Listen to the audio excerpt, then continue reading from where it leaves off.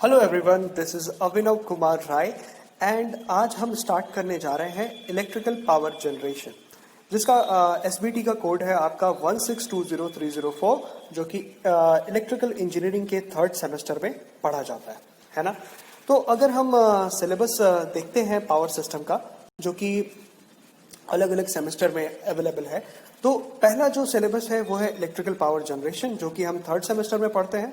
Next हम पढ़ते हैं आपका transmission and distribution of electrical power, जो कि हम फोर्थ सेमेस्टर में डिस्कशन करते हैं। उसके बाद है स्विच गियर एंड प्रोटेक्शन, जो कि हम फिफ्थ सेमेस्टर में डिस्कशन करते हैं। तो यहाँ पे मैं इसलिए बता रहा हूँ कि पावर सिस्टम का पूरा जो सिलेबस है वो कहाँ कहाँ पे अवेलेबल है, ठीक। क्योंकि ना ही सिर्फ एसबीटी के कोर्स में, जबकि आपको जो भी कॉम्पिटिशन्स के एग्जाम्स होते हैं उसमें पावर सिस्टम में कहाँ कहाँ से पूछा जाता है, वो सारी चीज़ें हम डिस्कशन करेंगे। तो अगर हम थर्ड सेमेस्टर की बात करते हैं, तो थर्ड सेमेस्टर में आपका टोटल 5 सब्जेक्ट अवेलेबल है, जस्ट लाइक दैट कि applied mathematics, electrical circuit and network, electrical measurement, electrical power generation and basic electronics, ठीक। सबकी जो क्रेडिट्स हैं वो तीन क्रेडिट के एग्जाम्स होते हैं, 70 नंबर का पेपर होता है ना। क्योंकि आप सभी अभी पहली बार एंटर कर रहे हो अपने ब्रांच सब्जेक्ट्स में, सो सभी बेसिक चीज़ों को जानना बहुत ज़रूरी है ना। तो अगर हम सबसे पहले इलेक्ट्रिकल पावर जनरेशन के बारे में पढ़ते हैं, तो जो सबसे पहला चैप्टर है वो है बेसिक्स ऑफ पावर जनरेशन, है ना। तो पावर है क्या एक्चुअल में? जस्ट थिंक दैट कि आप पावर को क्यों यूज करते हो, what is the use of power, ठीक। उसकी एप्लीकेशन अगर हम देखते हैं तो सबसे पहले यहाँ पे देख सकते हो आप इलेक्ट्रिसिटी की बहुत सारी एप्लीकेशंस हैं, जस्ट लाइक दैट कि हीटिंग या कूलिंग, उसके बाद लाइट के लिए, कम्युनिकेशन के लिए, मोशन और पावर के लिए, है ना। जस्ट लाइक दैट कि अगर हम हीटिंग एंड कूलिंग की बात करते हैं तो हीटिंग में क्या है, आप आयरन यूज करते हो घर में, रेफ्रिजरेटर यूज करते हो, है ना। कूलिंग के लिए एयर कंडीशनर यूज करते हो, ओवन यूज करते हो। लाइट में जाओगे तो आपके पास बल्ब है। वो सारी चीजें, आपकी जो डेली लाइफ की चीजें हैं, वो इलेक्ट्रिसिटी को यूज करती हैं, है ना। तो इसलिए इस तरह से भी इलेक्ट्रिसिटी बहुत इंपॉर्टेंट हो जाती है। अब एक मैप देखते हैं हम, जो कि नासा के द्वारा लिया गया है 2012 और 2016 के बीच में, है ना। तो आप 2012 का मैप देखोगे इंडिया का, तो आप लाइट का जो पैटर्न है वो देख सकते हो, और 2016 में भी देख सकते हो। तो ये एक तरह का डेवलपिंग फैक्टर है ना, कि कितना मेरा इंडिया डेवलप हुआ है ना। तो बेसिक्स ऑफ पावर जनरेशन में बात करें तो सबसे पहला जो टॉपिक है वो है आपका importance of electrical power in day to day life, ठीक। जरूरत क्या है हमको इलेक्ट्रिकल पावर की, है ना। अलग अलग सोर्सेस क्या है एनर्जी के, जिससे हम पावर को जनरेट कर सकते हैं, है ना। जस्ट लाइक दैट कि आपके घर में अगर इलेक्ट्रिसिटी कट जाती है तो आप क्या करते हो, या तो आपके पास इन्वर्टर अवेलेबल होता है या तो जनरेटर अवेलेबल होता है ना। तो जनरेटर क्या करते हो, आप जनरेटर को चालू करते हो, ठीक। उसमें एक इंजन होता है जो कि उसके शाफ्ट को और उसके जनरेटर को क्या करता है, घुमाता है, ठीक। तो ये जनरेटर जो है वो आपके घर के पास लगा होता है, लेकिन जस्ट थिंक दैट कि मुझे पूरी सिटी को इलेक्ट्रिसिटी सप्लाई करनी है, तब मैं क्या करूंगा कि मुझे एक पावर जनरेटिंग स्टेशन बनाना होगा, है ना। और ये जरूरी नहीं है कि वो पावर जनरेटिंग स्टेशन मेरे घर के आसपास अवेलेबल हो, है ना। तो अगर घर के आसपास नहीं होगा तो कहाँ होगा, वो ऐसी जगह पे होगा जहां पे रिसोर्सेज अवेलेबल होंगे, ठीक, जिनसे हम इलेक्ट्रिसिटी को बना सकते हैं, है ना। तो वो रिसोर्सेज जनरली क्या क्या हो सकते हैं, जस्ट लाइक दैट कि अगर इलेक्ट्रिसिटी बनानी है तो हम वाटर यूज करते हैं, कोल यूज करते हैं। तो हम कोशिश यही करेंगे कि मेरा जो पावर जनरेटिंग स्टेशन है वो उन्हीं जगह पे अवेलेबल हो जहां पे कोल वाटर का ट्रांसपोर्टेशन इजी हो, है ना। तो मान लीजिए कि मेरा generating station, just think that कि मैं यहाँ पटना में अवेलेबल हूँ और मेरा generating station just think that कि मुजफ्फरपुर में है ना। तो अब हम क्या करेंगे, मुजफ्फरपुर में हमने बिजली बनाई, वहां से बिजली बनाने के बाद उसको एक वे के थ्रू आपके घर तक पहुंचाना होगा। तो सबसे पहले उसको हम करते हैं क्या, ट्रांसमिट, ठीक। सबसे पहले हमने क्या किया, जनरेशन, बिजली बनाई, उसके बाद उसको किया ट्रांसमिट, ठीक। ट्रांसमिट करने का मतलब क्या, जस्ट लाइक दैट कि आपकी जो आपने कुछ बनाया और उसको आप एक जगह से दूसरी जगह भेजना चाहते हो, है ना, मुजफ्फरपुर से पटना भेजना चाहते हो, तो आप कैसे भेजोगे भैया, एक हाईवे के थ्रू भेजोगे या किसी रोड के थ्रू भेजोगे। तो यहाँ पे जरूरत होती है बिजली भेजने के लिए कंडक्टर्स की, ठीक, और वो कंडक्टर ट्रांसमिशन टावर्स में लगे होते हैं, है ना, जिनके थ्रू बिजली आपके नियरेस्ट किसी सब स्टेशन में पहुंचती है, ठीक, और उस सब स्टेशन से बिजली को क्या किया जाता है भैया, डिस्ट्रीब्यूट किया जाता है ना। तो ये सारी चीजें जो है वो हम पावर सिस्टम में कवर अप करेंगे, ठीक। उसके बाद कुछ चीजें हैं जस्ट लाइक दैट कि जो सोर्स ऑफ पावर्स हैं उनके बीच में कंपैरिजन क्या है, ठीक, जस्ट लाइक दैट कि मेरे पास कोल है, वाटर है, तो उनके बीच में डिफरेंस क्या है, या उनके अलग अलग पावर स्टेशन कैसे डिजाइन किए जाते हैं, वो सारी चीजें। नेक्स्ट जो है हम यहाँ देखते हैं कि पावर प्लांट कितने तरह के होते हैं। तो इन पावर प्लांट को जनरली दो तरह से डिजाइन किया जाता है, एक है कन्वेंशनल, एक है नॉन कन्वेंशनल। कन्वेंशनल का मतलब क्या, पारंपरिक, जो हमारे पारंपरिक सोर्सेस हैं, और नॉन कन्वेंशनल मतलब गैर पारंपरिक, ठीक। और अगर कन्वेंशनल की बात करें तो हमारे पास स्टीम है, डीजल इंजन है, हाइड्रो इलेक्ट्रिक है, न्यूक्लियर पावर है। जनरली आपको करना क्या है, अगर आप घर के छोटे जनरेटर का कॉन्सेप्ट लेते हो तो आप उससे पावर स्टेशन के बारे में समझ पाओगे, ठीक। छोटा जनरेटर में क्या होता है, घर के पास जो लगा होता है उसमें हम डीजल डालते हैं, ठीक। वो डीजल क्या करता है कि इंजन चलाता है, जस्ट लाइक दैट कि आपकी बाइक में आप पेट्रोल डालते हो, पेट्रोल डालने के बाद मेरे बाइक का जो पहिया है वो घूमना स्टार्ट करता है ना। अब उस इंजन से हम कनेक्ट करते हैं अपना जनरेटर, जो कि इलेक्ट्रिसिटी को क्या करता है, प्रोड्यूस करता है। अब वो इंजन उस जनरेटर को घुमाना स्टार्ट कर देता है, ठीक, जिसके चलते इलेक्ट्रिसिटी प्रोड्यूस होती है ना। तो फाइनली हमको जनरेटर को क्या करना है, घुमाना है ना। तो हम वो किसी चीज से घुमा सकते हैं, जस्ट लाइक दैट कि स्टीम मतलब क्या होता है भैया, भाप, है ना। जो पानी है, पानी को अगर आप बॉईल करोगे तो वो बॉईल करने के बाद क्या बनता है उसमें, नेक्स्ट जो उसकी स्टेट होती है वो क्या होती है, गैसेस स्टेट होती है। तो गैसेस स्टेट पे वो भाप में कन्वर्ट होता है ना। तो वो भाप के जरिए आप इंजन को क्या कर सकते हो, घुमा सकते हो। तो उसको बोला जाता है क्या, स्टीम इंजन, है ना। या स्टीम के जरिए जो आपका जनरेटर घुमाया जाता है उसको क्या बोलते हैं, स्टीम टरबाइन, ठीक। तो स्टीम है, डीजल के थ्रू आप इंजन चला सकते हो, इंजन के थ्रू आप जनरेटर को घुमा सकते हो। हाइड्रो इलेक्ट्रिक है, हाइड्रो इलेक्ट्रिक में क्या होता है भैया कि आप पानी के थ्रू, पानी के प्रेशर के थ्रू जनरेटर को घुमा सकते हो, है ना। तो उसी तरह उसके बाद अगर हम नॉन कन्वेंशनल की बात करें तो नॉन कन्वेंशनल में आपका सोलर है, विंड है, टाइडल है, जियोथर्मल है, ठीक। सोलर में क्या होता है कि सोलर प्लेट्स लगी होती हैं, है ना। सोलर प्लेट्स क्या करती हैं, जो धूप की एनर्जी है उसको एब्जॉर्ब करती है और उसको इलेक्ट्रिसिटी में कन्वर्ट करती है। तो इन सभी के बारे में हम धीरे धीरे करके पढ़ेंगे। अगर हम इंडिया में देखें तो इंडिया में जो पैटर्न है आपका 48% जो पैटर्न है वो आपका कोल के जरिए इलेक्ट्रिसिटी प्रोड्यूस होती है, 7% जनरेट होती है नेचुरल गैस के जरिए, 26% प्रोड्यूस होती है आपका पेट्रोलियम के जरिए, और 14% प्रेजेंट होती है मतलब बनती है आपका नॉन कन्वेंशनल के जरिए, ठीक, जो कि गैर पारंपरिक सोर्सेज हैं, ठीक। उसके बाद अगर 5% की बात करें तो इसमें ये सारी चीजें हैं। नेक्स्ट देखते हैं थर्मल पावर स्टेशन, ठीक।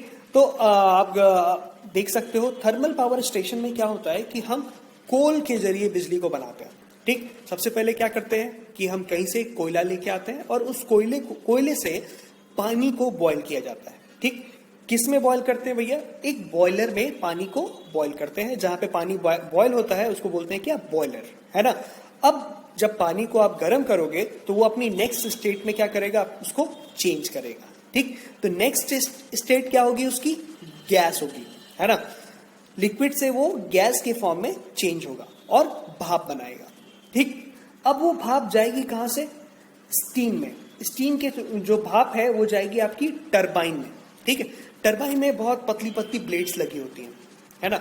जब हम स्पेशली इस चैप्टर पे आएंगे तो हम अलग अलग टरबाइंस के बारे में भी डिस्कशन करेंगे कि कितनी तरह के टरबाइंस हैं, उनको कैसे चालू किया जाता है, एंड ऑल दोस थिंग्स, ठीक है।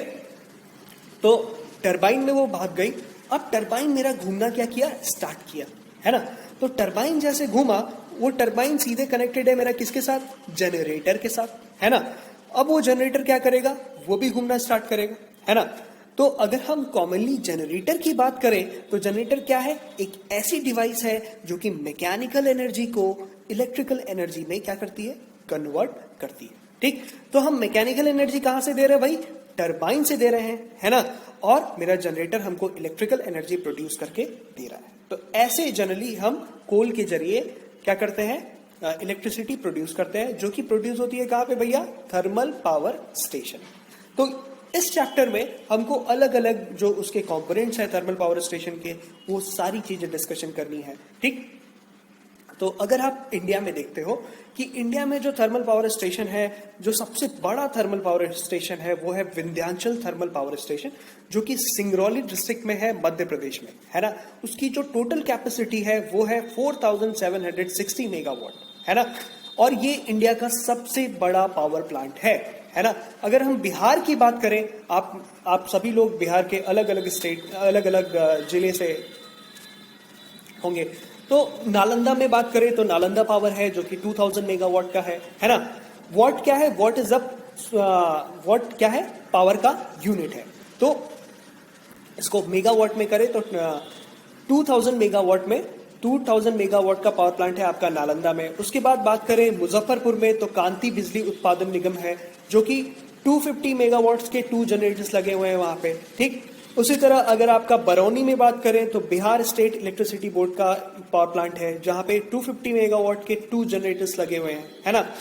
तो इसी तरह बहुत सारे पावर प्लांट्स हैं। अगर पटना की बात करें तो पटना में एनटीपीसी का पावर प्लांट है, नेशनल थर्मल पावर कॉर्पोरेशन का, जो कि आपका बाढ़ में है। वहां पे 660 मेगावाट के 2 जनरेटर्स लगे हुए हैं। तो ये जनरली आपका बिहार में जो अलग अलग पावर प्लांट है उसके बारे में यहाँ पे बताया गया है ना। तो अब हम डिस्कशन करते हैं यूनिट 3। यूनिट 3 में जनरली हमको पढ़ना है न्यूक्लियर पावर स्टेशन के बारे में, ठीक। जैसे हमने थर्मल के बारे में पढ़ा कि थर्मल में हम क्या, कोल के जरिए बिजली बनाते हैं, ठीक। उसी तरह न्यूक्लियर की बात करें तो न्यूक्लियर में न्यूक्लियर पावर के जरिए, रिएक्टर के जरिए, या इसमें जनरली हम यूज करते हैं यूरेनियम फ्यूल, है ना। उस यूरेनियम फ्यूल के जरिए हम क्या करते हैं, वाटर को बॉयल करते हैं। वो बॉयल होने के बाद क्या करता है, स्टीम जनरेट करता है, या वाष्प या भाप जनरेट करता है, और वो भाप जाती है कहाँ पे, स्टीम टरबाइन में। और सब प्रोसेस एकदम सेम आपका थर्मल पावर स्टेशन की तरह होता है ना। तो इसमें भी जो जो कंपोनेंट्स हैं आपके, जस्ट थिंक दैट कि न्यूक्लियर पावर स्टेशन में क्या क्या चीजें लगी होती हैं, वो सारी चीजें डिस्कशन करेंगे, उनको डिजाइन कैसे करते हैं, एवरीथिंग, ओके। नेक्स्ट देखते हैं हाइड्रो पावर स्टेशन, ठीक। हाइड्रो का मतलब क्या, हाइड्रो आपका जो टर्म है वो आया है कहां से, वाटर से, ठीक। तो अब वाटर से हम कैसे इलेक्ट्रिसिटी प्रोड्यूस कर सकते हैं, तो वाटर के जरिए प्रोड्यूस करने का सबसे सही तरीका है कि आप एक रिजर्वायर बनाते हो। रिजर्वायर में क्या होता है, पानी को स्टोर करके रखा जाता है ना। कहीं भी आप अगर गए होगे आसपास जहां पे हाइड्रो पावर स्टेशन है, तो वहां पे एक डैम होगा जहां पे पानी को रोक के रखा जाता है ना। और उस पानी के फ्लो को यूज किया जाता है जनरेटर को घुमाने के लिए। जैसे कि यहाँ पे आप देख सकते हो एक रिजर्वायर है जहां पे पानी स्टोर करके रखा हुआ है, ठीक। उसके बाद उस रिजर्वायर से वो पानी इनटेक के जरिए, जो इनटेक है, इनटेक उसको, उसका जनरली क्या बोलते हैं, गेट बोलते हैं। जब उस गेट को हम ओपन करते हैं तो पानी ऊपर से नीचे की तरफ फ्लो होना स्टार्ट होता है, ठीक। और उस टरबाइन को मूव करना स्टार्ट करता है, जो कि जनरेटर के साथ क्या है, कनेक्टेड है। तो जैसे ही मेरी टरबाइन घूमना स्टार्ट होती है, वो मेरा जनरेटर के शाफ्ट को भी घुमाता है और जनरेटर से इलेक्ट्रिसिटी प्रोड्यूस होती है ना। तो ये जनरली आपका एक पावर हाउस में लगा रहता है। आप अगर किसी डैम में जाओगे या जहां पे भी डैम बना हुआ है, वहां पे आप जाके देख सकते हो, ठीक। उसके बाद इस चैप्टर में हम लोग मेनली डिस्कस करेंगे कि उसके अलग अलग कंपोनेंट्स क्या क्या है, लेआउट क्या है हमारा हाइड्रो पावर स्टेशन का, है ना। अलग अलग जो टरबाइंस यूज होती हैं हाइड्रो पावर स्टेशन में, वो क्या है ना। नेक्स्ट देखते हैं डीजल पावर स्टेशन, जो कि आपका यूनिट 5 है, ठीक। तो डीजल इंजन सेम आपका जो आपके घर के आसपास जो जनरेटर्स लगे होते हैं, जस्ट लाइक दैट कि छोटा जनरेटर है, उस जनरेटर में हम डीजल के थ्रू क्या करते हैं, डीजल डालते हैं, इंजन स्टार्ट होता है, सॉरी फॉर डिस्टर्बिंग। नेक्स्ट देखते हैं हम डीजल इंजन के बारे में। ठीक, तो डीजल इंजन के बारे में हम जैसे बोल रहे थे कि जस्ट थिंक दैट कि आपके पास एक बाइक है और उस बाइक में आप पेट्रोल डालते हो और मेरी बाइक क्या हो जाती है, स्टार्ट हो जाती है और चलती है ना। तो जनरली होता क्या है कि उसका जो व्हील है वो व्हील मूव करता है ना। तो उसी तरह अगर हम डीजल इंजन में हम डीजल डालें तो मेरा इंजन स्टार्ट हो जाएगा और वो घूमेगा, है ना। उस डीजल इंजन के शाफ्ट के जरिए हम अपने जनरेटर को क्या कर देंगे, कनेक्ट कर देंगे, है ना। तो जैसे ही मेरा जनरेटर उसके साथ कनेक्ट होगा, मेरा जनरेटर भी घूमना स्टार्ट कर देगा, है ना। तो जनरेटर जब घूमेगा तो वो इलेक्ट्रिसिटी को प्रोड्यूस करेगा। ठीक, तो इसमें अलग अलग जो कि डीजल इंजन में कंपोनेंट्स यूज होते हैं उसके बारे में हम यहाँ पे डिस्कशन करेंगे। ठीक, नेक्स्ट देखते हैं non conventional energy sources. Non conventional अभी जो हम लोग डिस्कशन कर रहे थे, जैसे कि यहाँ पे अलग अलग बताए गए हैं कि कन्वेंशनल क्या है, नॉन कन्वेंशनल क्या है। कन्वेंशनल का मतलब क्या कि जो पारंपरिक है या आपका नेचर से मिलते हैं उनके बारे में। जैसे कन्वेंशनल में मेरा स्टीम है, डीजल है, हाइड्रो इलेक्ट्रिक है, न्यूक्लियर है। इतनी ये 4 चीजें हैं और इन चारों चीजों को अलग अलग चैप्टर्स में आपको पढ़ना है। नॉन कन्वेंशनल में आपका सोलर, विंड, टाइडल और जियोथर्मल, ये पूरा एक ही चैप्टर में आपको दिया हुआ है ना। तो जैसे कि यहाँ पे सबसे मोस्ट इंपॉर्टेंट चैप्टर्स की अगर बात करें तो सभी है। बेसिक्स ऑफ पावर जनरेशन आपका 6 मार्क्स का पूछा जाता है। उसके बाद आपका थर्मल पावर स्टेशन है जो कि टोटल 10 मार्क्स का पूछा जाता है। बहुत ही ज़्यादा इंपॉर्टेंट चैप्टर है ये, है ना। उसी तरह अगर हम न्यूक्लियर पावर स्टेशन की बात करें तो वो टोटल 6 मार्क्स का पूछा जाता है। हाइड्रो पावर स्टेशन जो हम पहले डिस्कशन कर रहे थे वो 8 मार्क्स का पूछा जाता है आपका एसबीटी में। डीजल पावर स्टेशन से भी आपका 7 मार्क्स का क्वेश्चन आता है। नेक्स्ट जो है नॉन कन्वेंशनल एनर्जी सोर्सेज, क्योंकि ये छोटे छोटे टॉपिक्स हैं लाइक सोलर एनर्जी क्या है, विंड एनर्जी क्या है, बायो एनर्जी क्या है, या बायोमास या बायोगैस एनर्जी क्या है, उससे हम कैसे इलेक्ट्रिसिटी प्रोड्यूस करते हैं। तो ये एक तरह से एक बड़ा चैप्टर है और ये टोटल 14 मार्क्स का आपसे एसबीटी में पूछा जाता है। ठीक, तो जो सोलर एनर्जी है हमने पहले भी डिस्कशन किया और सोलर एनर्जी के बारे में आप जानते भी होंगे कि सोलर प्लेट्स होती हैं जनरली और उस पर आपकी धूप पड़ती है और उस जो सन की जो एनर्जी है उस एनर्जी को यूज करके हम क्या करते हैं, इलेक्ट्रिसिटी को प्रोड्यूस करते हैं। उसी तरह अगर विंड एनर्जी की बात करें तो विंड एनर्जी में क्या होता है भैया, विंड ब्लेड्स लगी होती हैं जैसे ही, और इनको ऐसी जगह पे इंस्टॉल किया जाता है जहां पे हवा की जो गति है वो बहुत ज्यादा होती है। ठीक, जिसके जरिए वो क्या करती हैं, उन ब्लेड्स को घुमाना स्टार्ट करती हैं। ठीक, और वो ब्लेड्स घूमती हैं और वो किससे कनेक्टेड होती हैं, जनरेटर से कनेक्टेड होती हैं और जनरेटर मेरा इलेक्ट्रिसिटी प्रोड्यूस करता है। उसी तरह आपका बायोमास एनर्जी है या बायोगैस एनर्जी है। तो बायोगैस एनर्जी में हम क्या करते हैं, जनरली जो भी हमारे पास फ्यूल है उसको एक गैस होल्डर में या एक गैस होल्डर में पुट करके रखते हैं जिससे हमको गैस प्रोड्यूस होती है और उस गैस को हम वाटर को बॉईल करने के लिए यूज करते हैं और वो बॉईल होने के बाद फिर से वो स्टीम जनरेट करता है या उसका अपना एक प्लांट है, उसमें क्या क्या चीजें यूज होती हैं उन सभी के बारे में हम यहाँ पढ़ेंगे। उसके बाद है टाइडल। टाइडल आप जनरली समुद्र के पास गए होंगे, समुद्र में क्या होता है भैया, टाइड्स आती हैं। ठीक, अब उन टाइड्स के पास बहुत ज्यादा फोर्स होता है, उस फोर्स को हम यूज कर सकते हैं क्या, इलेक्ट्रिसिटी प्रोड्यूस करने में। ठीक, अब वो टाइड क्या करती है भाई, अगर टाइड आएगी उसके पास फोर्स होगा, अगर हम वहां पे कुछ ऐसा फैन टाइप का स्ट्रक्चर लगा दें जिसके जरिए वो फैन घूमना स्टार्ट कर दे। ठीक, अगर वो फैन घूमेगा तो उसके शाफ्ट से हम क्या लगा देंगे, जनरेटर लगा देंगे, है ना, और वो जनरेटर इलेक्ट्रिसिटी प्रोड्यूस कर पाएगा। तो इन सभी के बारे में हम पढ़ेंगे, नॉन कन्वेंशनल एनर्जी सोर्सेज क्या है, उसके फायदे क्या है। अब जनरली आप देख रहे होंगे कि इसमें हमारे इन्वायरमेंट को कोई भी लॉस नहीं है अगर हम नॉन कन्वेंशनल एनर्जी सोर्सेज के बारे में बात कर रहे हैं। तो जैसे सोलर एनर्जी है तो उसमें कुछ भी आपका कोई भी गैसेस या कोई भी कार्बन प्रोड्यूस नहीं हो रहा है, जबकि आपका थर्मल स्टेशन के बारे में बात करोगे तो वहां पे हम कोल को क्या करते हैं, बर्न करते हैं। कोल को जब हम जलाते हैं तो उससे गैस प्रोड्यूस होती है, कार्बन प्रोड्यूस होता है जो कि आपके इन्वायरमेंट को क्या करता है, हार्म करता है। तो उस हिसाब से भी आपका जो नॉन कन्वेंशनल एनर्जी सोर्सेज हैं वो बहुत इंपॉर्टेंट है। ठीक, तो ये टोटल 14 मार्क्स का क्वेश्चन यहाँ से पूछा जाता है और ये बहुत ही बड़ा चैप्टर है एक तरह से। ठीक, इन सभी के बारे में हम एक एक करके डिस्कशन करेंगे। नेक्स्ट है जो यूनिट 7, वो है इकोनॉमिक्स ऑफ पावर जनरेशन। ठीक, तो इकोनॉमिक्स, देखिए इकोनॉमिक्स बहुत ही इंपॉर्टेंट चीज है एक इंजीनियर के लिए, है ना। अब जस्ट थिंक दैट कि आप एक इंजीनियर बन गए और आपको कुछ डिजाइन करने के लिए बोला गया, है ना, आपको एक मशीन डिजाइन करने के लिए बोली गई, और जस्ट थिंक दैट कि आपके सामने दो इंजीनियर्स हैं, एक इंजीनियर ने उसी मशीन को 20,000 में बनाया, ठीक, और एक इंजीनियर ने उसी मशीन को 2 लाख या 20 लाख तक बना दिया, ठीक। तो ऑब्वियसली मार्केट में कौन सबसे ज्यादा बिकेगा? जो सस्ता होगा, ठीक। तो एक इंजीनियर का काम होता है कि जो भी वो डिजाइन करे वो ऐसा डिजाइन करे कि वो सामने वाले के लिए सेफ हो, उससे उसको कोई हार्म ना हो पाए, और वो इकोनॉमिकल हो, मतलब सस्ता हो, और उसको हर कोई क्या कर सके, खरीद सके, है ना। तो जनरली यहाँ पे हम जो इकोनॉमिक्स पढ़ेंगे पावर जनरेशन का, उसमें हम ये पढ़ेंगे कि हम कैसे सस्ती से सस्ती बिजली बना सकते हैं, ठीक, कैसे हम बिजली को ऐसे शेड्यूल करें कि हम उसको सस्ते से सस्ते दाम में क्या कर पाए, बेच पाए, है ना।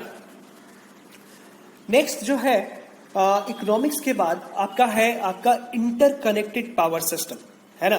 तो इंटरकनेक्टेड पावर सिस्टम की बात करें तो हमने बहुत सारे पावर सिस्टम्स पढ़े अभी, मतलब पावर जनरेटिंग प्लांट पढ़े, जो कि अलग अलग तरीकों से पावर को क्या करते हैं, प्रोड्यूस करते हैं, जैसे लाइक कोल प्लांट है, न्यूक्लियर प्लांट है, हाइड्रो इलेक्ट्रिक प्लांट है आपका, ठीक है।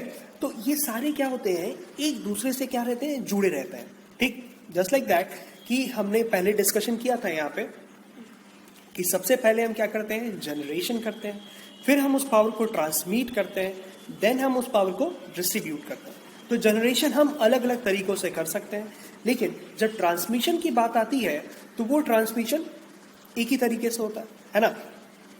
अब जैसे कि हम यहाँ पे देख सकते हैं कि बहुत सारे अलग अलग प्लांट्स यहाँ पे क्या है एडेड है। पहले कोल प्लांट है, उसके बाद न्यूक्लियर प्लांट है, फिर हाइड्रो इलेक्ट्रिक प्लांट है।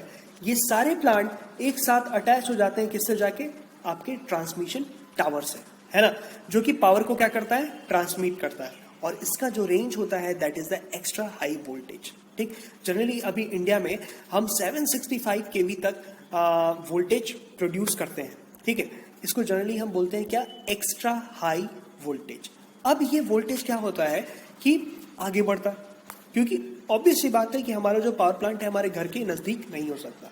जैसे जस्ट थिंक दैट कि हमने एक एग्जांपल लिया कि मेरा पावर प्लांट जो है वो मुजफ्फरपुर डिस्ट्रिक्ट में अवेलेबल है ना, और मैं यहाँ पे रहता हूँ कहाँ पे, पटना में, ठीक। तो पटना में पावर पाने के लिए हमको क्या करना होगा, उस पावर को मुजफ्फरपुर से क्या करना होगा, ट्रांसमिट करना होगा, ठीक। अब वो ट्रांसमिट होके पहुंचेगा मेरे घर के आसपास के सब स्टेशन में। अब सब स्टेशन क्या करेगा भाई, उस पावर को अलग अलग जगह पे डिस्ट्रीब्यूट करना स्टार्ट करेगा। जस्ट थिंक दैट कि आपके घर के आसपास कोई फैक्ट्री है ना, तो उस फैक्ट्री में क्या होगा, वो पावर जाएगा। तो फैक्ट्री में ऑब्वियस सी बात है हमको ज्यादा पावर की जरूरत है घर के मुकाबले, है ना, तो हम उसको वहां से टैप करके निकाल सकते हैं। अब घरों में डिस्ट्रीब्यूट करना है तो घर के आसपास आप देखोगे कि छोटे छोटे ट्रांसफार्मर्स लगे होते हैं। वो ट्रांसफार्मर आपके घर में कितनी बिजली आती है भाई, 230 वोल्ट की बिजली आती है ना। तो 230 वोल्ट 50 हर्ट्ज तक की बिजली आती है ना। तो वो ट्रांसफार्मर क्या करते हैं भाई, उनको अलग अलग जगह पे जैसी जहां पे रिक्वायरमेंट होती है वहां पे वैसा प्रोड्यूस करके या ट्रांसफॉर्म करके आपके घरों तक पहुंचा देते हैं, है ना। तो इंटरकनेक्टेड पावर स्टेशन या इंटरकनेक्टेड पावर सिस्टम की जरूरत क्यों पड़ी? अब जस्ट थिंक दैट कि मैंने एक कोल प्लांट लगाया, अब उस कोल प्लांट में कुछ खराबी आ गई, है ना, तो हम वहां से पावर प्रोड्यूस नहीं कर पाएंगे। तो हम जो पावर है वो न्यूक्लियर प्लांट से ले सकते हैं या हाइड्रो इलेक्ट्रिक प्लांट से ले सकते हैं, है ना। तो जस्ट थिंक दैट कि अगर बहुत सारे पावर स्टेशन मेरे सिस्टम के साथ कनेक्टेड हैं, तो अगर एक खराब हो जाता है तो बाकी के जो भी हैं वो पावर को प्रोड्यूस करके आपके घरों तक पहुंचा सकते हैं। तो इंटरकनेक्टेड पावर सिस्टम की जरूरत इसलिए पड़ती है, ठीक। तो यहाँ पे अलग अलग जो इंटरकनेक्टेड सिस्टम्स हैं या कैसे हम पावर स्टेशन को अलग अलग तरीकों से कनेक्ट करते हैं, उन सभी के बारे में पढ़ेंगे, है ना। लोड शेयरिंग क्या होती है, कैसे लोड को शेयर किया जाता है। जस्ट थिंक दैट कि मुझे अभी इतनी लोड की जरूरत नहीं है या इतना पावर का जरूरत नहीं है, तो हम कैसे उसको कम करेंगे या पावर स्टेशन में कैसे उसको कम किया जाएगा, है ना। उन सारी चीजों के बारे में हम यहाँ पे पढ़ेंगे। तो टोटल ये जो है आपका 70 मार्क्स का क्वेश्चन पूछा जाता है आपका ईपीजी में या इलेक्ट्रिकल पावर जनरेशन में, जहां पे इंटरकनेक्टेड पावर सिस्टम से आपको 9 नंबर के क्वेश्चन पूछे जाते हैं, है ना। तो इसमें हम जो सबसे पहला चैप्टर है वो सबसे पहले स्टार्ट करेंगे, वो है आपका बेसिक्स ऑफ पावर जनरेशन। तो ये हुआ आपका इंट्रोडक्शन, जो कि ईपीजी का इंट्रोडक्शन। आज के लिए इतना ही। Thank you so much.